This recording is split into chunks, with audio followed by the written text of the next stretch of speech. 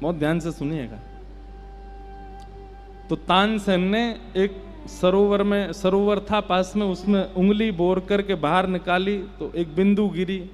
बोले मेरा गायन तो इस बिंदु के समान है, मेरे गुरुदेव इस सरोवर के समान है, स्वामी श्री हरदास जी महाराज। तो अकबर बोला ये तो देखो हर शिष्य का स्वरूप होता है, वो अपने गुरु की ज्यादा ही महिमा गाता है।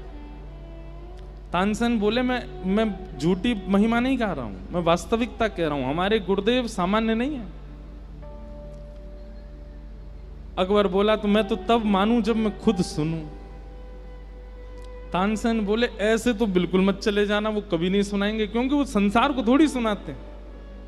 मीराबाई, सूरदास, कृष्णदास, कितने भक्त हुए ऐसे, सबने गा गा करके ठाकुर जी को रिझाया। यहां से एक बात सिद्ध है जा भैया, सब साधन एक तरफ, और यदि आपके पास सुंदर कंठ है तो वो भाव एक तरफ। साधन से व्यक्ति जितनी देर में ठाकुर जी को प्राप्त करेगा, कंठ से व्यक्ति उससे पहले ठाकुर जी को प्राप्त कर लेगा।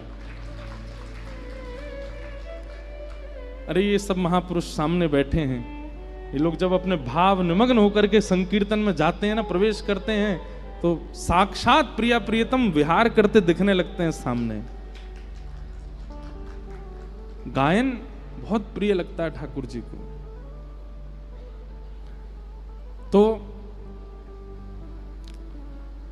तानसेन बोला ऐसे तो बिल्कुल मत जाना, क्योंकि हमारे गुरुदेव भगवान जो हैं वो तो प्रिया प्रियतम को रिझाने के लिए गाते हैं, राजा फारा इनको नहीं सुनाते। वो संसार का व्यक्ति चाहे पूरी संपत्ति चरणों में धर दे तो हमारे गुरुजी एक स्वर नहीं लगाएंगे। तो अकबर बोला तो हमको क्या करना पड़ेगा? बोले हमारे सेवक बन के चलो, हम अपने गुरुजी को प्रणाम करने जाएंगे, तुम हमारे दास, तंबूरा उठा करके चलो संग में। लेकिन अकबर सुनने का इतना राजी था, वो मान गया, बोले मैं दास बन के चलूंगा पर अपने गुरुजी को सुनवाओ। तो तंबूरा उठा करके सेवक बन करके तानसेन का बादशाह अकबर वृंदावन आया। रूप बदल करके फटे पुराने से कपड़े पहन के तंबूरा उठा रखा है, जी हजूर करता चल रहा है तानसेन को। क्यों? स्वामी जी को सुनना है। निधिवन राज में जैसे ही गए, श्री कुंज बिहारी लाल जी की सेवा चल रही है, स्वामी जी महाराज सेवा कर रहे हैं। तानसेन को आते देख स्वामी जी बोले बैठो, सेवा चल रही है, ठाकुर जी कुछ गाओ सुनाओ। तो तानसेन ने कुछ गाना प्रारंभ किया। तानसेन के पद भी बहुत अच्छे हैं, एक मुझे याद नहीं है पर मुझे पता, कल सुनाऊंगा। कल तानसेन का भी भाव, स्वामी जी के चरित्र और सुनाएंगे ना कल तानसेन का एक पद सुनाएंगे। इतना सुंदर पद गाया प्रिया प्रियतम की स्वरूप माधुरी का। तो तानसेन गाने लगा, लेकिन उसने कहा कि पीछे बादशाह खड़ा है, इसको सुनना है गुरु जी को। तो स्पष्ट तो कह नहीं सकते कि गुरुदेव कुछ सुना दीजिए, इतना संकोच करता है तानसेन। और ये संकोच मैं कथा में कहा करता हूं, हर शिष्य को चाहिए अपने गुरुदेव के प्रति संकोच किया करे। संकोच गहना है शिष्य का। यदि वो बिल्कुल संकोच नहीं करता, बहुत मुंह लगे हो जाते हैं ना, तो आप ये समझिए कि आप गुरुदेव की कृपा से वंचित हो। थोड़ा संकोच कीजिए, थोड़ा झुक के रहिए, थोड़ा पीछे रहिए, हर बात स्पष्ट मत बोल दीजिए। ये सब गुरु कृपा का स्वरूप है। तो तानसेन स्पष्ट तो बोल नहीं सकता कि स्वामी जी कुछ सुना दो। तो गाते गाते गाते उसने अपनी गायकी में त्रुटि की। जैसी त्रुटि की स्वामी जी ने देखा, ठीक से गाओ। तो तानसेन बोला गुरुदेव मुझे मेरा रियाज बिगड़ गया, आप ठीक करवा दीजिए। स्वामी जी समझ गए, बोले हम सब जानते हैं तुम हमसे सुनना चाहते हो, लेकिन ये त्रुटि करके और हमसे बस कर, मैं त्रुटि करूं तो गुरुजी गाएंगे। कैसा संकोच है तानसेन का, इसीलिए तो स्वामी जी का शिष्य बना। स्वामी जी बोले लाओ हम गाते हैं। तानपुरा लेकर के तानसेन बैठा है, पीछे अकबर बादशाह तंबूरा लिए स्वर दे रहा है उसमें। जैसे ही स्वामी जी ने गाना प्रारंभ किया,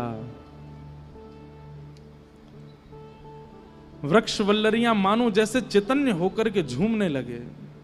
आकाश में चिलचिलाती धूप थी, पर मानो जैसे बादल आकर के सुंदर वातावरण बना दिया। सुंदर ब्यार बहने लगी, वायु में चंदन की सुगंधी आने लगी, कण झंकृत होने लगे।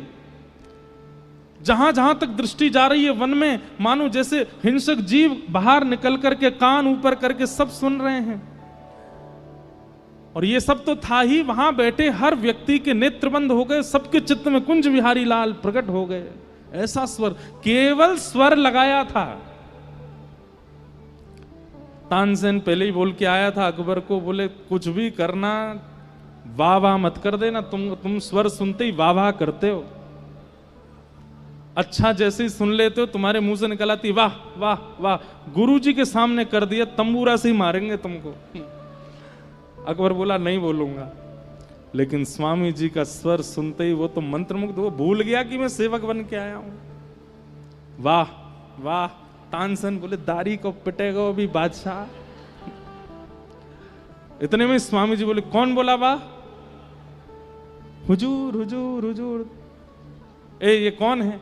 इसके स्वर से पता चल रहा था कि ये कोई राजा है। कौन है ये? तानसेन ने चरण पकड़े, बोले महाराज जी हिंदुस्तान का बादशाह बना हुआ अकबर है। बोले तो ये कहा ये तंबूरा पकड़ के चले तेरो? बोले नहीं, आपको सुनने के लिए आए तो रूप बदल करके, राजकीय वेश में तो नहीं आ सकते।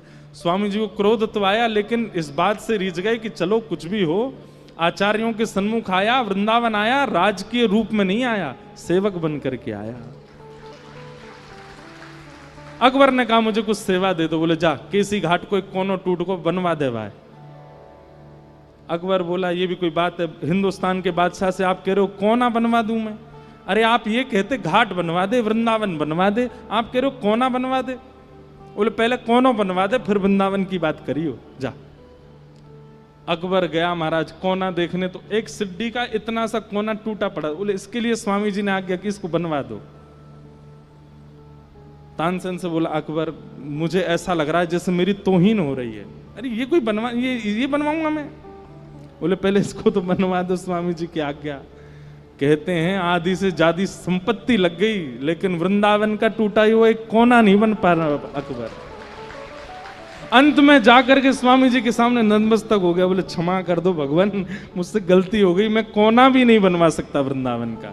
स्वामी जी बोले अब आई अकल ठिकाने, तू वृंदावन को निर्माण करेगो, तू वृंदावन को महिमा बनावेगो, ये श्यामा श्याम को नित्य विलास है। ऐसे नृपति द्वार ठाणे रहे, बड़े बड़े राजा द्वार पर खड़े रहते हैं, लेकिन स्वामी जी की चित्त वृत्ति कुंज बिहारी लाल जी का परित्याग नहीं करते, सदा उनमें ही विलीन रहते हैं। ऐसे स्वामी जी महाराज। आइए उनके अब जन्म की कथा सुनते हैं, कैसे हमारे श्री स्वामी श्री हरदास जी महाराज इस धराधाम पृथ्वी पर पधारे। आपके निकुंज में कई नाम हैं। श्री ललिता जी स्पष्ट नहीं कहते, इसलिए प्रेम सहेली। श्री प्रिया जी की प्रेम सहेली हैं कौन? ललिता जी, स्वामिनी जी। एक बहुत सुंदर पद है, मेरे को बस मैं सोच रहा हूं वो आए तो वो लीला सुनाऊं, तो जब आएगा तो सुना दूंगा। तो एक बार की बात है, नारद जी द्वारिका गए और द्वारिका में सुंदर सेज पर ठाकुर जी बैठे हैं, पर ठाकुर जी की भौं थोड़ी सी चढ़ी हुई है और मानो मन में बहुत बहुत विरह में है, थोड़ा कुछ चिंतन चल रहा है। नारद जी महाराज ने जाकर के प्रणाम किया। गोविंद भुज गुप्तायाम द्वारवत्ताम कुरुद्वह अवासीत नारदो भिक्षणम कृष्णोपासन लालसा। भागवत जी में प्रसंग आता है कि नारद जी आदि जैसे निर्ग्रंथा संत द्वारिका में इसलिए भ्रमण करते रहते हैं कि किसी ना किसी बहाने ठाकुर जी मिल जाएं। तो नारद जी महाराज गए, ठाकुर जी को प्रणाम किया। ठाकुर जी आइए नारद जी, कैसे आए, विराजो। नारद जी बोले जय जय।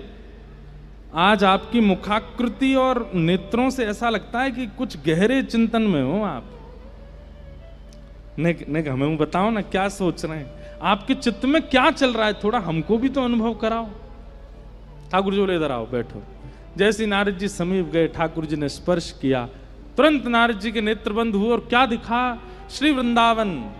और वृंदावन में भी सुंदर यमुना जी बह रही हैं, और यमुना जी के तट पर श्री ललिता जी पूर्ण श्रृंगार करके बैठी हैं और श्री ललिता जी की गोद में प्रिया प्रियतम बैठे हैं और श्री ललिता जी कभी कुछ हाथ से पवा रही हैं किशोरी जी को, फिर थोड़ा सा किशोरी जी जब अपना भोग लगा दें तो वही पवा रही हैं ठाकुर जी को। इस भाव का चिंतन कर रहे हैं श्री द्वारिकाधीश द्वारिका में बैठ करके। और ये दर्शन उन्होंने कराया किनको? नारद जी को। बहुत ध्यान से सुनिएगा। ठाकुर जी रहते द्वारिका में, पर प्राण हमारा वहां बसत है, प्राण हमारा वहां बसत है, यहाँ तो खाली खो, यहाँ तो खाली खो। हे मात पिता परिवार सोई है, मात पिता परिवार सोई है, कहिए तिनका तोड़ बाला, कहिए तिनका तोड़। अरे हाँ मैं बैरागन हूँ, मैं बैरागन हूँ। ओ बाला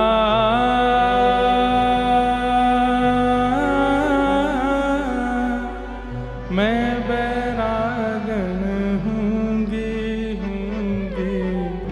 मैं बैरागन हूँगी, मैं बैरागन हूँगी। नारद जी के नेत्र सजल हो गए। जय जय। आप द्वारिका में बैठे हैं और वृंदावन का चिंतन कर, और वृंदावन में वृंदावन का चिंतन कर रहे हैं, यमुना जी का चिंतन कर रहे हैं। ये तो पर ये कौन है? इतना सुंदर श्रृंगार करके जो बैठी थी और जिनकी गोद में आप और प्रिया जी दोनों बैठे थे, ये कौन है?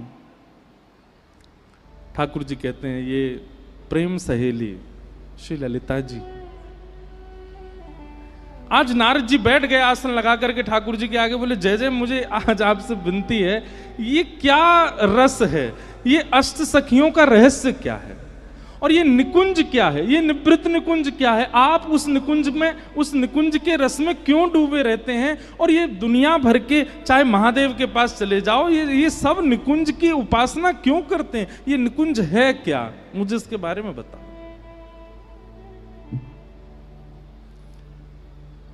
जैसे किसी बालक को कह दो कि मेले में चलें, तो वो अपना बुखार भूल जाता है, अपनी थकान भूल जाता है। ऐसे ही ठाकुर जी के नेत्र बिल्कुल प्रसन्नता में भर गए और नेत्र में प्रेमाश्रु भराए।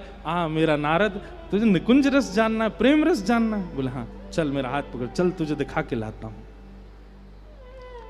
और श्री नारद जी महाराज को लेकर के गए। बहुत ध्यान से सुनना, बड़ी अच्छी कथा है। नारद जी महाराज को ठाकुर जी लेकर के गए ऐसे स्थान पर जहां ना सूर्य का प्रकाश पहुंचता है, ना चंद्र की किरणें पहुंचती हैं, ना वो रसातल है, ना वो स्वर्ग है, ना वो पृथ्वी लोक है। पता नहीं, एक अद्भुत स्थान है। तभी नारद जी देखते हैं कि वहां 5 पर्वत हैं और उन 5 पर्वतों के आगे 5 ऋषि बैठ करके तपस्या कर रहे हैं। नारद जी कहते हैं भगवान, ये कैसा दृश्य है? ये 5 कौन हैं? और इन 5 के पीछे जो 5 पर्वत माला है, ये क्या है? और ये 5 ऐसे एक अज्ञात स्थान पर बैठ करके किस भावना की तपस्या कर रहे हैं? ये सब क्या हो रहा है? ठाकुर जी बोले, नारद, ये 5 ऋषि हैं, ये 1000 वर्ष तक तपस्या करते हैं और 1000 वर्ष की तपस्या के बाद जब मैं प्रकट होता हूं तो ये मुझसे एक वरदान मांगते हैं और उस वरदान को देने में मैं असमर्थ होता हूं, तो ये अपने प्राण त्याग देते हैं। तो इनकी अस्थियां ही करते करते पहाड़ बन गई हैं और फिर ये पुनर्जन्म लेते हैं। जब मैं इनकी आज्ञा पूरी करने में, इनकी इच्छा पूरी करने में असमर्थ होता हूं, तो फिर ये अंत में कहते हैं, हे नाथ, हमको दूसरा वरदान दे दो। बोले क्या? आप पहला वरदान तो पूरा कर नहीं पा रहे, तो दूसरा वरदान ये दे दो, हम पुनर्जन्म लें और फिर से तपस्या करके आपसे फिर से वरदान मांगे। नारद जी बोले ऐसा कौन सा वरदान मांगते हैं जो आप नहीं दे सकते? बोले जो तुमने अभी द्वारिका में मुझसे कहा था कि आपके निकुंज में हमको प्रवेश करा दो, अपने प्रेम रस का दर्शन करा दो, ये निकुंज निवृत्त निकुंज की लीला का आस्वादन करा दो। नारद जो तुम मुझसे द्वारिका में पूछ रहे थे ना, ये वही वरदान मांगते हैं मुझसे, लेकिन मैं देने में असमर्थ हूं। मैं निकुंज रस मैं नहीं प्रदान कर पाऊंगा, और इसलिए ये लोग उसके अलावा कुछ नहीं चाहते, तो दूसरा वरदान मांगते हैं कि फिर से जन्म हो और फिर से हम तपस्या करके फिर से आपसे यही वरदान। इसलिए ना जाने कितने जन्मों से ये लोग तपस्या कर रहे हैं कि इनका शरीर पहाड़ बन गया है, इनकी अस्थियां पहाड़ बन गई हैं, और तुम कह रहे हो कि मैं तुमको एक बार में निकुंज दे दूं। नारद जी के तो हाथ खड़े हो गए, जय जय, मोकू पहाड़ नहीं बननो, ऐसा निकुंज रस है कि उसके लिए इतना तप करने बाद भी निकुंज में नहीं। बोले क्योंकि भैया तप सामान्य भाव के लिए किया जा सकता है, सामान्य वस्तु के लिए। निकुंज तो मेरा हृदय है। अब तुम कहो कि तप करके हम आपका हृदय मांग रहे हैं, वो कैसे दे दूं मैं? नारद जी कहते हैं ठाकुर जी इस संसार में ऐसी कोई वस्तु नहीं जो आप नहीं दे सकते, पर निकुंज आप नहीं प्रदान कर सकते, उसके पीछे कारण क्या है? बोले दो कारण है। बोले क्या? पहली बात तो हम पे चाबी नहीं है निकुंज की, और दूसरी बात जिन पर चाबी है निकुंज की वो इन पर कृपा करने के लिए तब तक नहीं आएंगी जब तक ये मान रहित नहीं होंगे। बहुत ध्यान से सुनना, एक एक शब्द बहुत अच्छा है इस कथा का। ये स्वामी जी के प्राकट्य की कथा है। बोले जिस पर निकुंज की चाबी है वो तब तक नहीं आएंगे जब तक ये पंचों ऋषि मान रहित नहीं होंगे, और मान रहित व्यक्ति तभी होगा जब उसके जीवन में गुरु आ जाएंगे। नारद जी इन पांचों ने अभी तक गुरु नहीं बनाए, इनके जीवन में गुरु नहीं है, इसीलिए तो जब मैं प्रकट होता हूं तो ये मुझसे कहते निकुंज दर्शन कराओ, और मैं मना करता हूं कि निकुंज देने की मेरी सामर्थ्य नहीं है, तो ये अभिमान में आकर के दूसरा मांगते हैं कि तो फिर ठाकुर जी दूसरा वरदान दीजिए कि हम फिर से जन्म लें और फिर से तपस्या करके फिर से आपसे यही वरदान मांगें। इनका ये सूक्ष्म अभिमान है कि हम निकुंज मांगते रहेंगे चाहे आप मत दो, हमारे तप में इतनी सामर्थ्य, हम बार बार जन्म लेकर के निकुंज की भावना रखेंगे। ये हट, ये इनका जो हट है ये मान के रूप में आ चुका है, इसलिए इनको निकुंज नहीं मिल रहा है। मान दूर करने के लिए इनको गुरु की आवश्यकता है। तो नारद जी बोले इनको दीक्षा कौन देगा? बोले तुमको हम क्यों लेके आए यहाँ पे, तुमको हम क्यों लेके आए? ये पूरी लीला जुड़ी हुई है नारद, तुम्हारे मन से कुछ नहीं होता, सब मैं सोच के बैठा हूं। अब तुम जाओ और इन पांचों को गोपाल मंत्र की दीक्षा प्रदान करो। नारद जी महाराज कहते हैं चरण कहाँ हैं आपके? ये इतनी मैंने निकुंज क्या पूछा, आप अपने काम बनवा रहे हो मुझसे? बोले पहले करो तो निकुंज में प्रवेश मिलेगा। नारद जी गए और उन पंच ऋषियों के सन्मुख बैठकर के गोपाल मंत्र की दीक्षा प्रदान की, और दीक्षा प्रदान करते ही उनको आज्ञा कर दी अब इसका पुरुषण कीजिए। पुरुषण के बड़े नियम होते हैं, 1.25 करोड़ जाप होता है, उसके बड़े नियम कानून आदि सब होते हैं।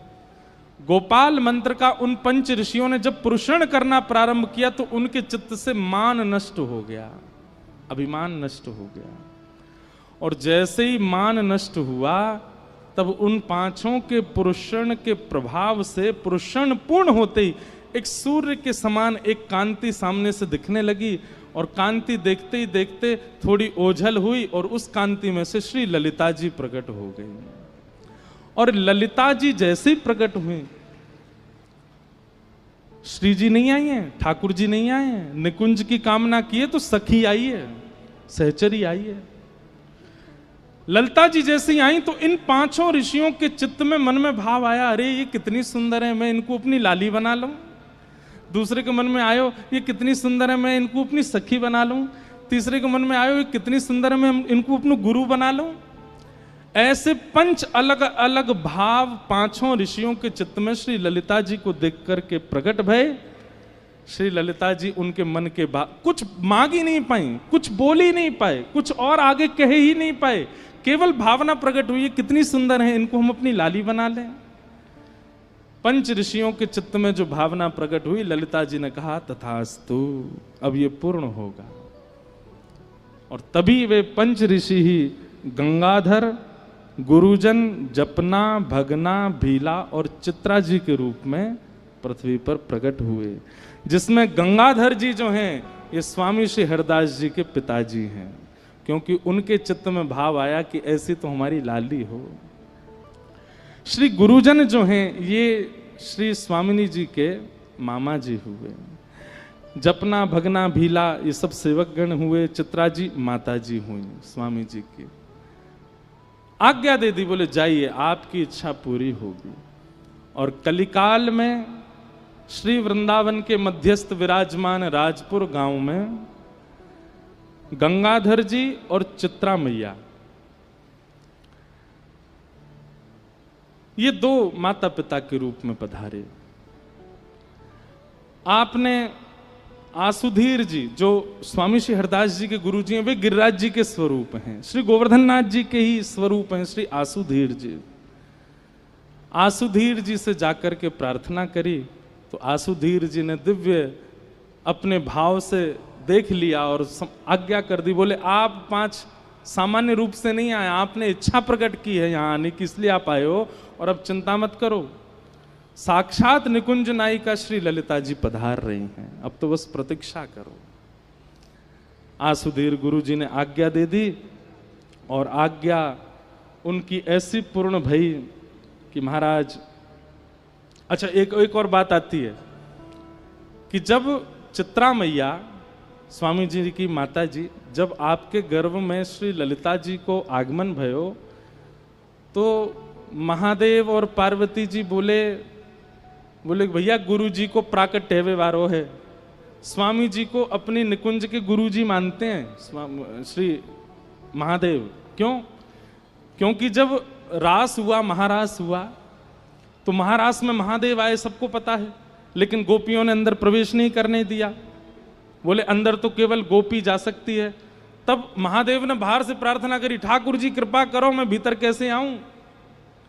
तब ठाकुर जी ने ललिता जी को आज्ञा की, बोले आप जाओ और जाकर के निकुंज रस का इनको ज्ञान दो। तब ललिता जी बाहर आई और महादेव जी को यमुना जी के तट पर बैठा करके निकुंज रस की रीति बताई। तब से महादेव श्री ललिता जी को अपना गुरु मानते हैं कि हमारी रास में प्रवेश करावे वाली श्री ललिता जी हैं। तो इसलिए आज भी ललिता जी जब स्वामिनी जी के रूप में आ रहे हैं तो स्वयं महादेव और श्री पार्वती जी ये अचानक ही पहुंच गए गंगाधर जी के यहां और कहने लगे, बोले हमें सेवा को अवसर दो, हम सेवा करें मैया की। एक प्रकार से कहें तो अब लोग बाग तो इसमें कुछ भी बात बनाए, पर जैसे जो गरबा भाव के समय माँ की जो सेवा में रहती हैं माताएं, वह सेवा स्वीकार करी और स्वीकार करके खूब सेवा करी, खूब सेवा करके अब बस सब प्रतीक्षा कर रहे हैं। जिस दिन से स्वामी जी गर्भ में आए हैं उस दिन से सब कुछ बदल गया। वृंदावन अलग दिखने लगा। वृंदावन की कुंज लताएं साक्षात वृक्ष और पौधे नहीं दिख रहे, उनके प्रति भी एक अलग भावना प्रकट हो गई है। शुक्ल पक्ष अष्टमी मध्याह्न का समय, सुंदर राधाष्टमी का दिन है। पूरे ब्रजमंडल में किशोरी जी के पावन जन्मोत्सव की बेला आई है। सब जन श्री किशोरी जी के मंगल जन्मोत्सव को मना रहे हैं और उसी समय श्री गंगाधर जी के यहाँ पर साक्षात श्री ललिता जी ही स्वामी श्री हरदास जी के रूप में प्रकट भई हैं। बधाई हो, बधाई हो, बधाई हो। कुंज बिहारी, कुंज बिहारी, कुंज बिहारी। आपको जन्म भयो, जन्म लेते ही आप छोटे बालक के रूप में नहीं आए हैं। ऐसा लग रहा हो मानो जैसे कोई 16 वर्ष की कोई कन्या हो। और उस रूप में जब आपका चित्रा जी ने दर्शन किया है, आहा, ऐसे सुंदर स्वरूप को देख करके सब नतमस्तक कह गए। महादेव ने दर्शन किए, महादेव के लिए ही वो ऐसे भाव में आई कि महादेव को दर्शन हो जाए।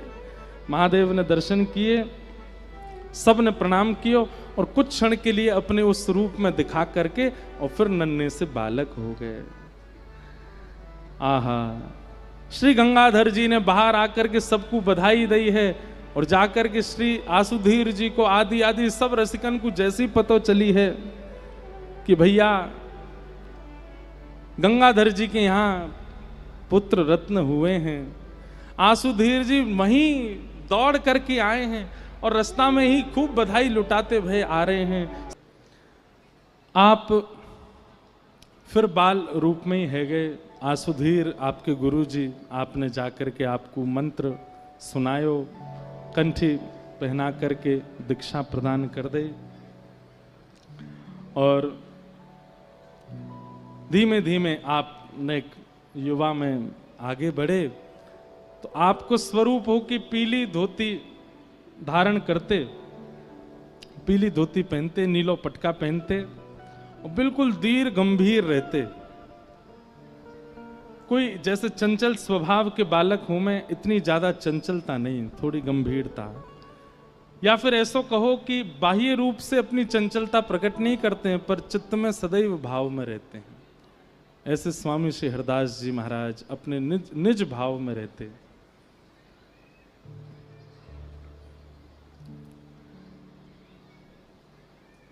आपकी सौंदर्य इतना अद्भुत था कि जब स्वामी जी महाराज निकलते थे तो घर गांव के लोग सब अपने अपने द्वार पर खड़े होकर के स्वामी जी का रूप देखते थे। ऐसे सुंदर, ऐसा आपका रूप स्वरूप था कि सब लोग बड़े आनंद में भर जाते थे। चरित्र जी में वर्णन है कि स्वामी जी की परछाई दिखाई नहीं देती थी, आपकी परछाई नहीं थी, चाहे कभी भी धूप में खड़े हों तो सदैव मानो स्वामी जी ही दिखते, परछाई का अनुभव नहीं होता था। श्री विठल विपुल देव जी हमेशा संग में रहते थे और ये आपसे आयु में तो बड़े थे पर आपको ही श्रेष्ठ मानते थे, सदा आपके चरण सन्निधि में ही रहते थे। 13 वर्ष की अवस्था जब हुई स्वामी जी के तो ये पांचों जो, जिसमें स्वामी जी की माता जी, पिताजी, जपना, भगना आदि ये सब जो नाम है, पंच जो ऋषि आए थे, ये सब भले ही लीला रूप में तो वो निभा रहे हैं कि हम इनके पिता हैं, हम इनकी माँ हैं, परंतु अंतरंग रूप से ये पांचों कब से पिपासु हैं कि हमको निकुंज का आस्वादन हो, निकुंज में प्रवेश मिले। उस कथा को भूलिएगा नहीं जो पंच ऋषि वाली है, वो उसी से ही इस बात की पूर्ति होगी। तो ये तो कब से प्रतीक्षा कर रहे हैं कि हमको निकुंज में प्रवेश मिले।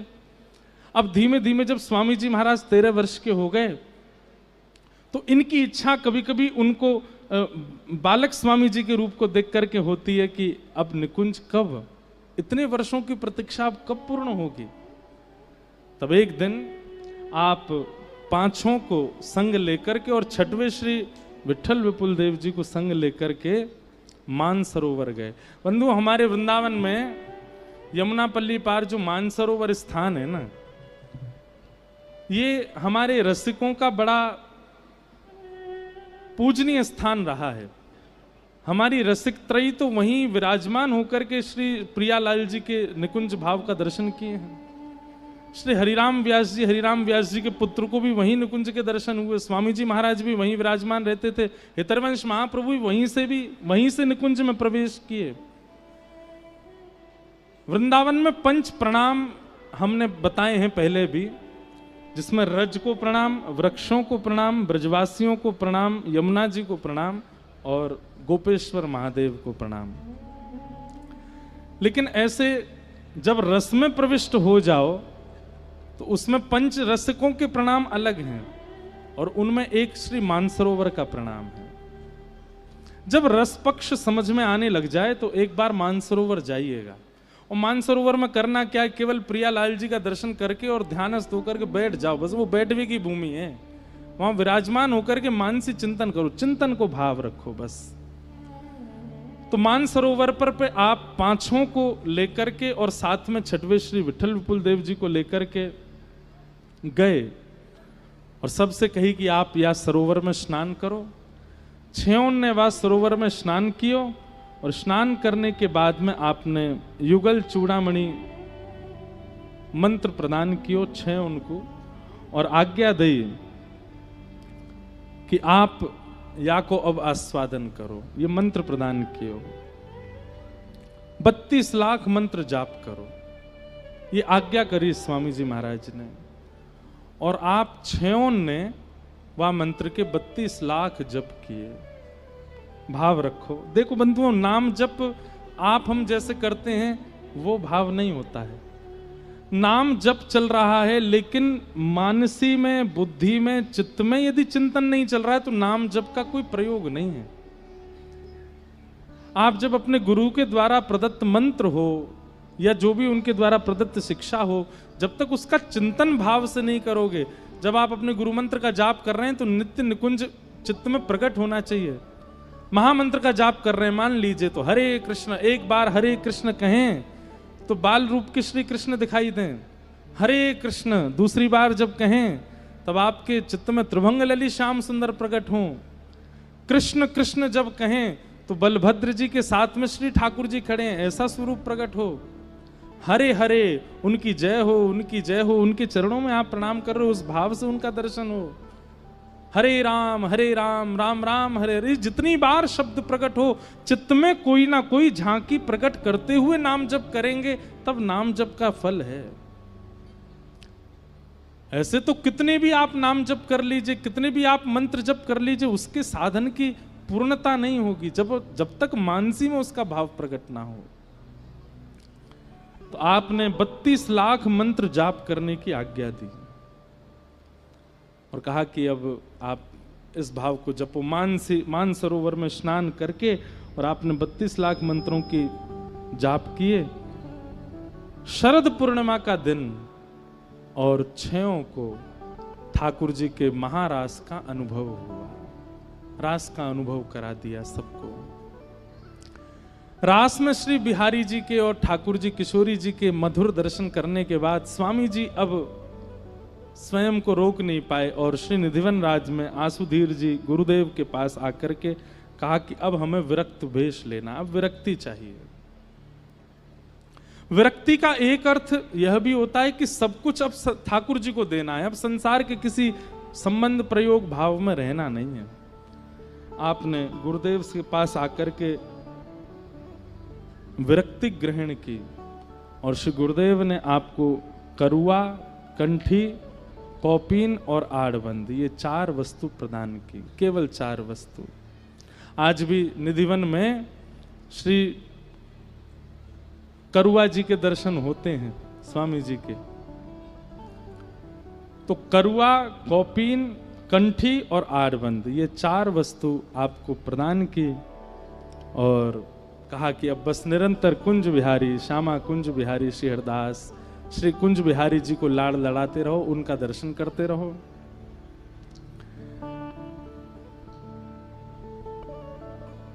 आसुधीर जी आपके गुरुदेव अब निकुंज में प्रवेश कर चुके हैं।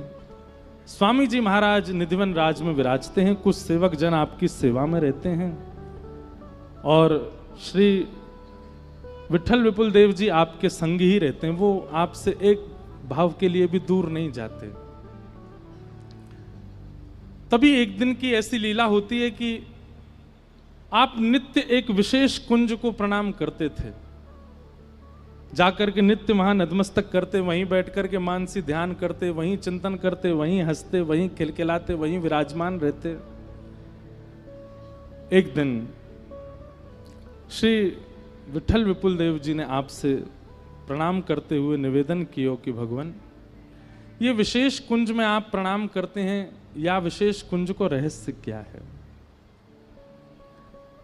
उस दिन विठल विपुल देव जी का जन्मोत्सव था और आपको आचार्य चरण ने आज्ञा की कि भीतर जाओ और भीतर जाकर के निकुंज विशेष में दर्शन करो और जो दर्शन हो वह दर्शन को करके हमें बताओ।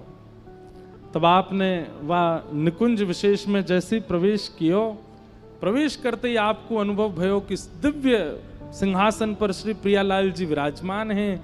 सहचरियां सब कोई चंवर डुरा रही हैं, कोई बीड़ी पवा रही हैं, कोई पंखा जल रही हैं, सुंदर महाराज की स्थिति बन रही है। आपको आचार्य चरण ने आज्ञा करी कि जब कुंज विशेष में जाओ तो फिर कछु प्रसाद लेकर के यहीं हो। आप जैसे कुंज विशेष में गए, सामने जाकर के पहले तो आपको धीर नहीं रहे हो, अपने तन की सुध भूल गए, विशेष भाव देख करके आपके मन में भाव आयो कि ये केवल एक मानसी को भाव होगा, शायद ऐसा कि प्रत्यक्ष ये लीला हो नहीं रही है। आपको लगी कि मानो जैसे गुरुदेव ने कृपा करके मानसी में कोई लीला प्रकट कर दी है, ये प्रत्यक्ष लीला नहीं है। तब आचार्य चरण ने आज्ञा करी, भैया याकू मानसी मत समझाइए, प्रत्यक्ष में तो को दर्शन भय, जाके कछु प्रसाद लेकर के आ। आपने भीतर प्रवेश करके जैसे भुजा पसारी और प्रसाद की याचना करी, कछु लेकर के बाहर जावे की आज्ञा भई है आचार्य चरण की।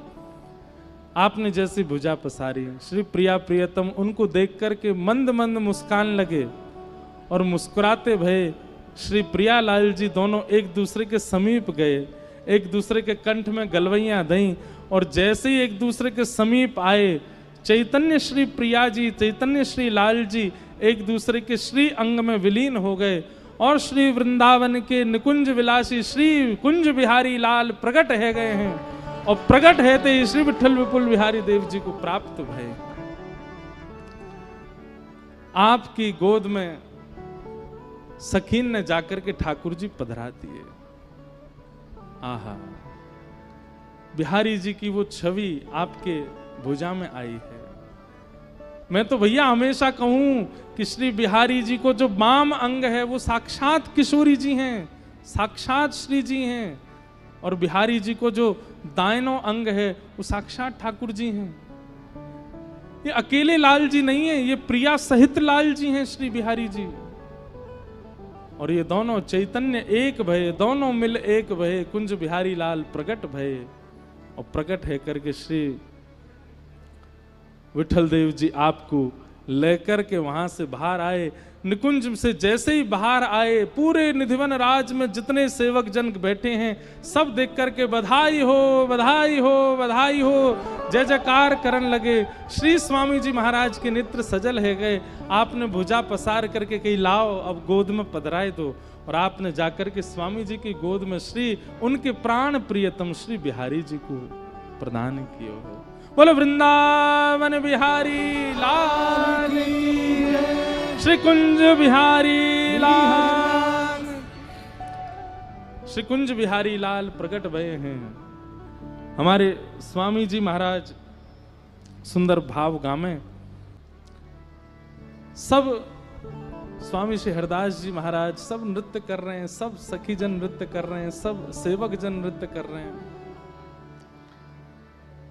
श्री बिहारी जी प्रकट भये हैं। बिहारी जी को विराजमान कियो है, खूब सुंदर अभिषेक भयो बिहारी जी को। वृंदावन के ब्रजवासी ब्राह्मण आदि भी सब पहुंचे, कहते हैं रूप सनातन गोस्वामी भी पहुंचे हैं।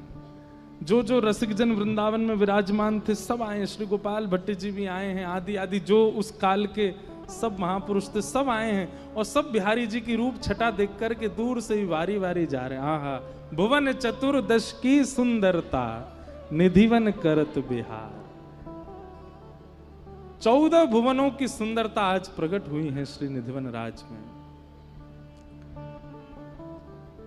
ब्रजवासी ब्राह्मण आके स्वस्ति वाचन गान लगे।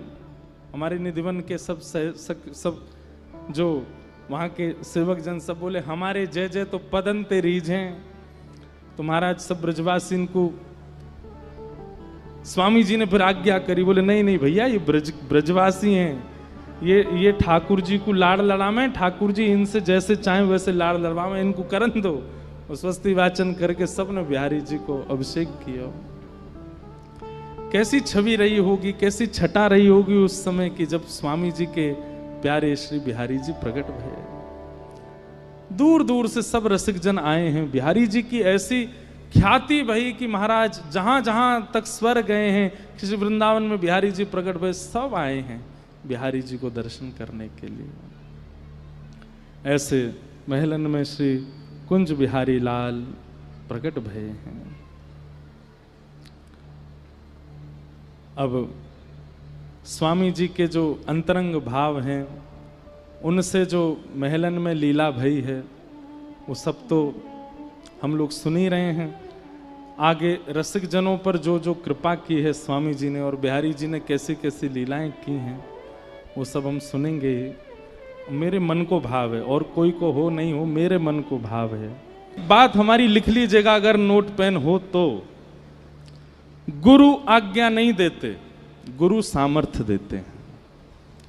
अगर गुरु जी कह रहे हैं कि छठी करा जाओ, दोपहर 12 बजे छठी करा चले जाओ, अब कैसे जाना है, कब जाना है, क्या करना है, वो सब आप विचार मत कीजिए, आप तो बस चल पड़िए। क्योंकि वे जानते हैं कि आप योग्य हैं, और अयोग्य हैं तो वे सामर्थ्य दे रहे हैं, आप बस करने लगिए। ऐसा विश्वास। ये गिरिराज जी की भूमि है, जहां श्री सूरदास जी कहते हैं, दृढ़ इन चरणन के रो भरोसो, दृढ़ इन चरणन के रो। गाइए। ये शब्द यहीं प्रकट हुए हैं।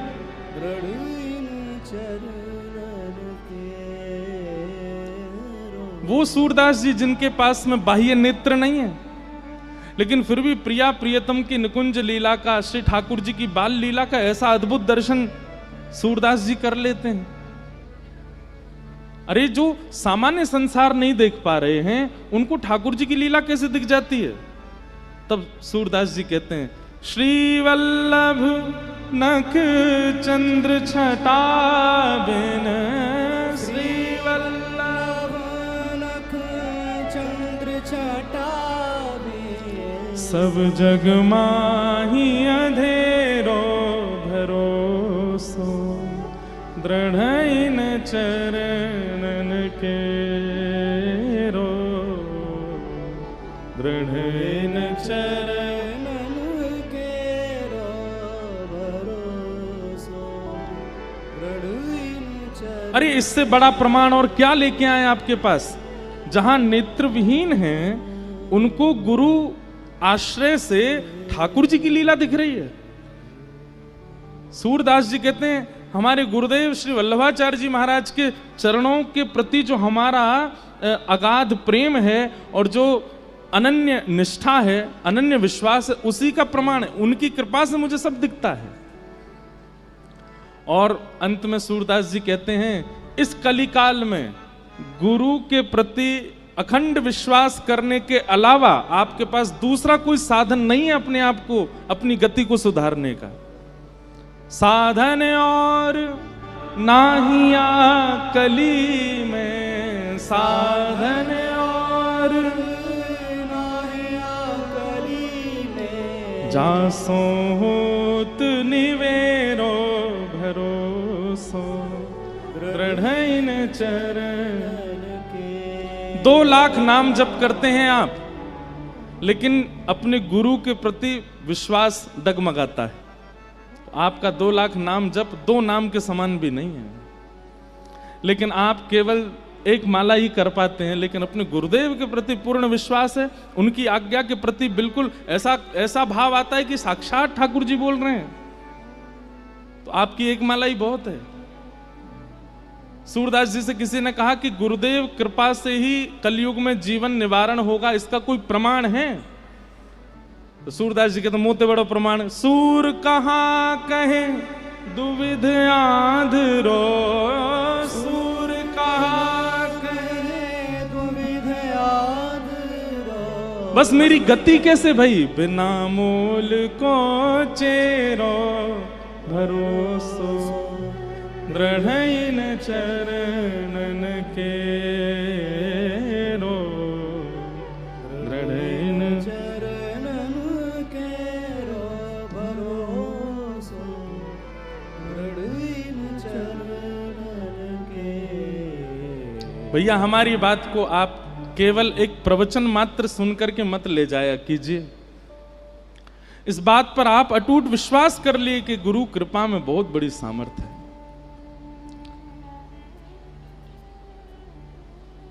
सूरदास जी का एक प्रमाण दे दिया, दूसरा प्रमाण हम अपना दे रहे हैं। हम सामान्य बालक हैं, कोई ऐसी विशेष योग्यता नहीं है, लेकिन आज हरि चर्चा करते हैं, ठाकुर जी की लीला सुनाते हैं, भागवत जी की कथा करते हैं, गिरधर लाल जी की सेवा करते हैं, ऐसे ऐसे महापुरुषों के चरणाश्रित हो रहे हैं। ये सब कृपा केवल हमारे गुरुदेव की है, हमारे पूज्य पिताजी महाराज, हमारे गुरुदेव भगवान, उन्हीं की कृपा है, उन्हीं का बल है, उन्हीं का तप है। उन्होंने जीवन भर तपस्या करी और वह को फल हम पा रहे हैं, हम आनंद कर रहे हैं, हम सुख ले रहे हैं।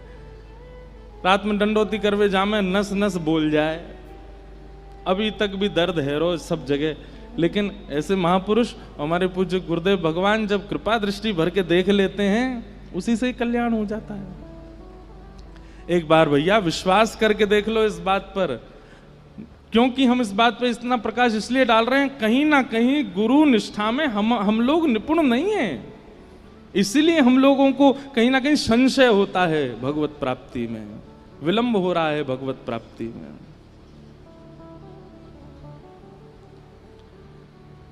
तो ऐसे पूज्य महाराज जी हमारे मध्य विराज रहे हैं, जिन्हें हम स्वामी जी के रूप में ही देख रहे हैं। महाराज जी का सुख तो हमको मिलता है, लेकिन 7:30 बजे के बाद पूज्य महाराज जी के मानसी सेवा में जाने का समय होता है।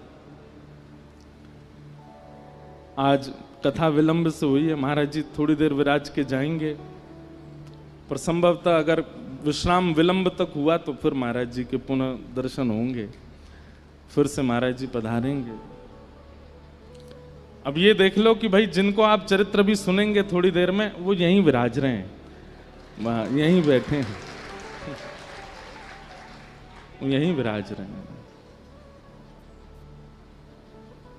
आसुधीर उद्योत कर रसिक छाप हरिदास की, जुगल नाम सोनेम जपत नित कुंज बिहारी, युगल नाम सोनेम जपत नित कुंज बिहारी, अब लोकत रहे केल सखी सुख के अधिकारी, अब लोकत रहे केल सखी सुख के अधिकारी, गान कला गंधर्व श्याम श्यामा को तोषे, उत्तम भोग लगाए मोर मरकट तिम पोषे, नृपति द्वार ठाणे रहे दर्शन आसा जास की, आसुधीर उद्योत कर रसिक छाप हरिदास की, श्री आसुधीर उद्योत कर रसिक छाप हरिदास। स्वामी जी की लीला सुनने के लिए हम आप सब लोग बैठे हैं। मन में भाव आता है कि जब श्री नाभाजी महाराज भक्तमाल में श्री हितरवंश महाप्रभु का चरित्र कहते हैं, ठीक स्वामी जी से पहले ये तीनों रसिकों के चरित्र एक के बाद एक हैं। पहले हरिवंश महाप्रभु, फिर स्वामी श्री हरदास जी और श्री हरिराम व्यास। तो हितरवंश महाप्रभु के चरित्र में स्वामी जी कहते हैं, श्री हित हरिवंश गुसाई की गुसाई भगत की रीत सकृत को जाने हैं। सकृत मतलब एक। हरिवंश महाप्रभु की प्रेम लक्षणा भक्ति को इतने लोग सुन रहे हैं, पर किसी एक को ही समझ में आया होगा 2 दिनों में, लेकिन स्वामी श्री हरदास जी की में तो एक भी नहीं कहा। बोले स्वामी जी के लीला भाव को समझना सबके चित्त की, क्योंकि उन्होंने जो कुछ भी भाव रखे वो आपके हमारे लिए है ही नहीं, वो प्रिया प्रियतम के लिए है। परसों महाराज जी के संग बैठे थे तो महाराज जी कहते हैं कि उस समय में आचार्यों की गोष्ठी हुई और सब आचार्य एक साथ बैठे और सबने अपने अपने प्रीति भाव के उद्गार प्रकट किए कि हरिवंश जी का प्रेम कैसा है, हरिराम व्यास जी की रीति कैसी है, इनकी रीति कैसी है, उनके मन का भाव कैसा है, उनके मन का विलास कैसा है, लेकिन स्वामी जी के मन की कोई नहीं जान पाया। तब सबने स्वामी जी से प्रार्थना की कि हे स्वामी जी, आपके हृदय का जो भाव है ठाकुर जी के प्रति, आपकी भक्ति की रीति कैसी है? तो स्वामी जी कहते हैं, जो जो आप सबके मन के प्रेम भाव हैं वही हमारे हैं। मतलब इतना गोपनीय रखा स्वामी जी ने कि उसको कभी प्रकट नहीं होने दिया, उसका कभी उजागर नहीं होने दिया। कौन है स्वामी जी? श्री ललिता जी के स्वरूप हैं हमारे श्री स्वामी जी महाराज। ललिता जी कौन? जो साक्षात निकुंज की, हमारे स्वामी जी की परंपरा में कहें कि भाई निकुंज की चाबी कौन के पास है? श्री ललिता जी के पास है। ललिता जी अगर रीझ जाएंगी तो निकुंज में प्रवेश मिलेगा, नहीं तो नहीं मिलेगा। इसीलिए श्री हरदास कुंज बिहारी, श्री हरदास कुंज बिहारी, श्री हरदास। एक प्रकार से श्री ललिता जी को प्रणाम करें कि वे चाहेंगी तो ही निकुंज में प्रवेश मिलेगा। बहुत सावधानी से सुनो। श्री ललिता जी कौन है?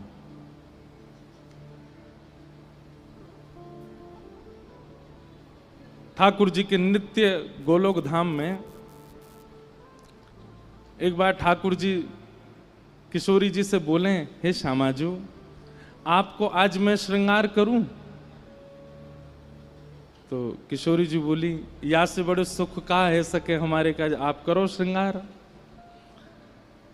और ठाकुर जी जैसे एक अर्चक सेवा करता है ना अपने ठाकुर की, ऐसे ठाकुर जी सेवा करते हैं किशोरी जी की। अच्छा नेक मुकु समय दो, स्वयं गए हैं वन में जाकर के पुष्प तोड़ करके ला रहे हैं, स्वयं जा रहे हैं कुमकुम तैयार कर रहे हैं, स्वयं जा रहे हैं चंदन घिस के ला रहे हैं, स्वयं जा रहे हैं पोशाक निर्माण करके लाए हैं, श्री जी को धरानी आज श्रृंगार करना है किशोरी जी को। और ये सब देख करके किशोरी जी के हृदय में इतना प्रेम उमड़ रहा है कि श्याम सुंदर स्वयं सेवा के सब प्रकल्प बना रहे हैं। निज कर गूथ सुमन के गजरा, निज कर गूथ सुमन के गजरा, ये अपने ही हाथ पहरावत हैं, अपने ही हाथ पहरावत है। तू है सखी बड़ भाग बड़ी, गोपाल तेरे घर आवत है। तू है सखी बड़ भाग बड़ी, गोपाल तेरे घर आवत है। तू अपनो श्रृंगार करत है, तू अपनो श्रृंगार करत है।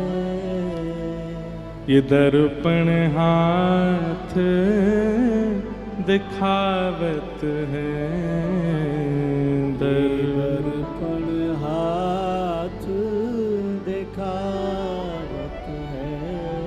तू है सखी बड़ भाग बड़ी, नंदलाल तेरे घर आवत है। तू है सखी बड़ भाग बड़ी, नंदलाल तेरे घर आवत है। किशोरी जी को श्रृंगार कर रहे हैं ठाकुर जी अपने हाथन से।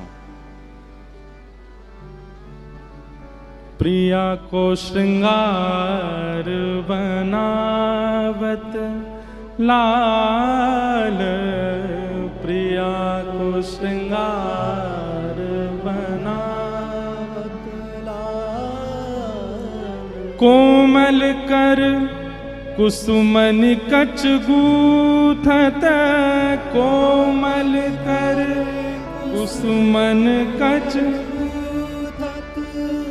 मृग मद आड़ रचित सचुपावत मृग मद आड़ रचित सचु अंजन मन रंजन नखबर करी अंजन मन नखबर रंजन करी चित्र बनाई रिझावत चित्र बनाई श्री प्रियाजू के केश गूंथ रहे हैं और केश गूंथ करके वहां में सुंदर सुंदर पुष्प पधरा रहे हैं, मुखमंडल पर पत्रावली को श्रृंगार कर रहे हैं और सुंदर सुंदर चित्रण की पत्रावली बना करके श्री प्रिया जी को रिझा रहे हैं। बार बार प्रिया जी कह रही है नेक मुंह को दिखाओ, तो बोले नेक डट जाओ, पहले पूरा श्रृंगार होन दो, आंखन में अपने हाथन से काजल ऐसे तत्पर है करके प्रिया जी तो केवल नेत्र खोल के श्याम सुंदर की तत्परता देख रही हैं, बिल्कुल माने एक क्षण के लिए भी कोई एक श्रृंगार को भाव भी बिलग नहीं है जाए, सब बिल्कुल एक रस हो। इतनी निष्ठा इतनी तत्परता से प्रिया जी को श्रृंगार कर रहे हैं ठाकुर जी, देख करके किशोरी जी मन मन मुस्कुरा रही हैं। और फिर श्रृंगार करने के बाद कहा कर रहे हैं, लेत बलाए भाए अति उपजत लेत बलाए रीझ रसाल माल पहराए रीझ रसाल माल पहराए अति आतुर आसक्त दीन भय अति आतुर आसक्त दीन भय चितवत कुंवर कुंवरी मन भाए चितवत कुंवर कुंवरी मन भाए। अरे कौन कौन पे रीझ गए हो पता ही ना चल रही। श्रृंगार भयो किशोरी जी को बलियां ले रहे हैं ठाकुर जी, माला पहना रहे हैं ठाकुर जी, पर ठाकुर जी की ये सब लीला देख करके किशोरी जी उन पर रीझ रही हैं, किशोरी जी उन पर आसक्त रह रही हैं। आहा श्री सरस दास सुख निरख निहाल भय सरस दास सुख निरख निहाल भय गई निशानव नव गुण गावत गई निशानव नव गुण गावत। आज निकुंज में प्रिया जी को श्रृंगार लाला कर रहे हैं, ऐसो श्रृंगार कियो। अब प्रिया जी बड़ी आतुर है, मुंह को दिखाओ तो मैं कैसो श्रृंगार धराए हो। लेकिन ठाकुर जी जैसे होवे ना कि कोई वस्तु बड़े मन से बनाई हो, तो कई बार बाल स्वभाव ऐसा होवे कि मेरे बनाई वस्तु या कुछ जितना हो सके मैं ही आस्वादन कर लूं और कोई नहीं देखे। ठाकुर जी कह रहे हैं मैं आपको भी नहीं देखने दूंगा, मैं ही देखूंगा बस, आज आप कैसी लग रही हो। प्रिया जी बोली नहीं, मुंह को दिखाओ कैसा स्वरूप है। तब ठाकुर जी एक विशाल दर्पण लेकर के आए प्रिया जी के आगे, और जैसे ही वस्त्र हटायो, आहा अभी तक तो श्याम सुंदर पर रीझ रही था किशोरी जी, लेकिन जैसे ही दर्पण में अपनो स्वरूप देखो और अपने स्वरूप में अपने ही आंखन के काजल को देख रही, अपने नेत्र नहीं देख रही हैं, आंखन में जो काजल लगो है वह काजल में ये सोच रही है श्याम सुंदर ने अपने हाथन से लगाया है। अपने मुखमंडल पर पत्रावली जो चित्रकला बनी है वह चित्र को देख करके सोच रही है श्याम सुंदर ने ऐसे हाथ घुमा करके चित्र बनाए हैं। अपने केशन को देख करके विचार कर रही हैं ये सुंदर गूथे श्याम सुंदर ने, ये पुष्प तोड़ के श्याम सुंदर लाए। अपनो रूप देख करके किशोरी जी ऐसी आसक्त वहीं कि बिना पलक झपकाए अपने ही रूप को देख रही हैं। ठाकुर जी बोले श्री जी है गया, दूर हट जाओ, मुंह देखन दो। अपने ही रूप को देख रही हैं और इस छवि को देख के ठाकुर जी रीझ रहे हैं, वाह आज अपने ही रूप पे बारी बारी जा रही हैं और अपने ही रूप के प्रतिबिंब की बलैया किशोरी जी ले रही हैं। ठाकुर जी बोले जय हो बलिहारी हो श्री जी। तब किशोरी जी के मन में आयो कि श्याम सुंदर के द्वारा रचित श्रृंगार सदैव मेरे नेत्रन के सामने रहे, वाक्य लिए कहा करूं। तब आपने अपने प्रतिबिंब को देख करके ही मन में भाव प्रकट किया, हे ललिते तुम कितनी सुंदर हो। और जैसे ही ये भाव श्री जी के मन में प्रकट भयो, ठाकुर जी मन के भाव को समझ गए। और वही समय श्री ठाकुर जी के द्वारा प्रिया जी को जो श्रृंगार किया, और वह प्रिया जी के श्रृंगार को जब प्रतिबिंब में किशोरी जी ने देखो, वही प्रतिबिंब को स्वरूप श्री ललिता जी के रूप में प्रकट है गयो। भैया विचार करवे वाली बात है, पूरे विश्व को अपने पे आसक्त करके रखे काम, लेकिन वह काम को भी अपनी मोहिनी मूरत पर आसक्त कर ले मदन मोहन श्री कृष्ण। और वो श्री कृष्ण भी जिनकी रूप माधुरी पर छके रहे में, वो हैं हमारी प्रिया जी। और वो प्रिया जी भी जा रूप को देखवे के काजे ठाकुर जी को भी पीछे कर दें, वो है श्री ललिता जी, वो है हमारी श्री ललिता जी। और वही श्री ललिता जी हम सब पर कृपा करवे के काजे श्री वृंदावन में स्वामी श्री हरदास जी महाराज के रूप में प्रकट भई हैं, कुंज बिहारी हरिदास। तो ये हैं श्री ललिता जी। अब होड़ है गई, प्रिया जी कहें ठाकुर जी कहें, दोनों ठाकुर जी हो के मैंने श्रृंगार कियो, मैंने रज रज के करो आदि आदि सब भाव। किशोरी जी कहें कछु भी हो रूप तो मेरो ही है। अब ललिता जी कौन की हैं या